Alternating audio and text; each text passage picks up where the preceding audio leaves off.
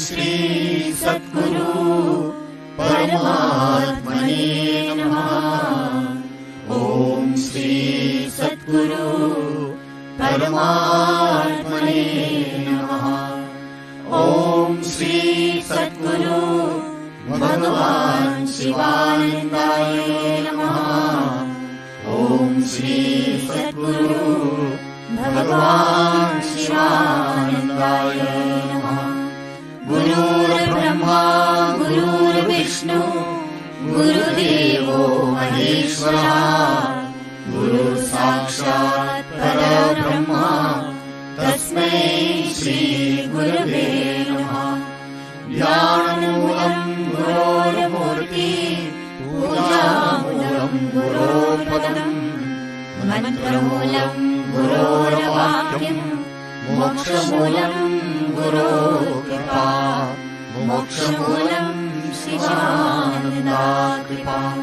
ब्रह्मानन्दं परमसुखदं केवलं ज्ञानमूर्तिं द्वन्द्वातीतं गगनसदृशं तत्त्वमस्यादिलक्ष्यम्।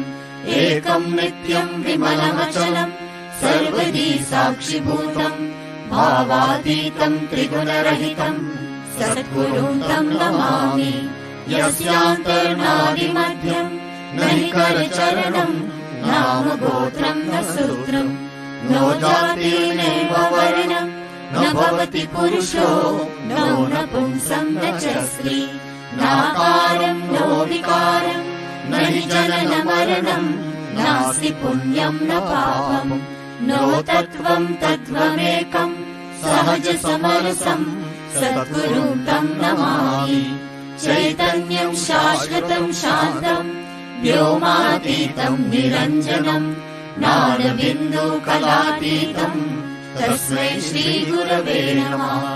अज्ञानतिमिरान्धस्य ज्ञानाञ्जनशलाकया चक्षुरुन्मीलितं येन तस्मै श्रीगुरवे नमः। अज्ञानमूलहरणं जन्मकर्मनिवारणं ज्ञानवैराग्यसिद्ध्यार्थं गुरोपादोदकं पिबेत्। अखण्डमण्डलाकारं व्याप्तं येन चराचरं तत्पदं दर्शितं येन तस्मै श्रीगुरवे नमः। ॐ नमः शिवाय गुरवे सच्चिदानन्दमूर्तये निष्प्रपञ्चाय शान्ताय निरालम्बाय तेजसे नित्यशुभं निराभासं निराकारं निरञ्जनं नित्यबोधं चिदानन्दं गुरुब्रह्मा नमाम्यहम्। ईश्वरो गुरुरात्मेति मूर्तिभेदविभागिने व्योमवद्व्याप्तदेहाय दक्षिणामूर्तये नमः। निधये सर्वविद्यानां विषजे भवरोगिणां गुरवे सर्वलोकानां श्रीदक्षिणामूर्तये नमः। ओम श्री सद्गुरुदेव की जय।